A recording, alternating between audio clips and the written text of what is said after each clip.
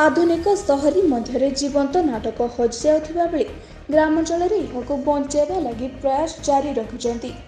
कटक 42 मौजा कूल सरीचुआ और कलपड़ा ग्रामवासी अक्षय तृतीया अवसर में कूल सरीचुआ पंचायत एवं कलपड़ा पंचायत रे परिवेशन कराइथिला सामाजिक नाटक।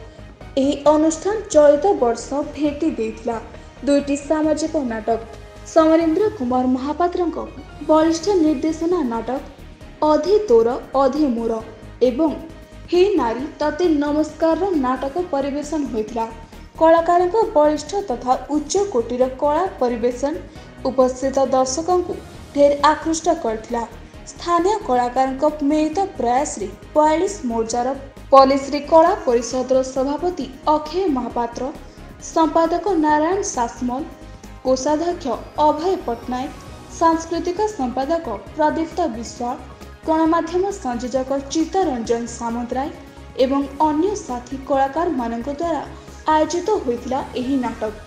हजार हजार संख्यार कला प्रेमी दर्शक शेष पर्यंत उपस्थित रही यात्रा को उपभोग करथिले। प्रतिवर्ष परि चलित वर्ष मध्य होइथिला नाटक। एथि सहित मीना बजार मध्य आयोजन कराଯାଇथिला। कटक सहर Jayant report, star Odisha news.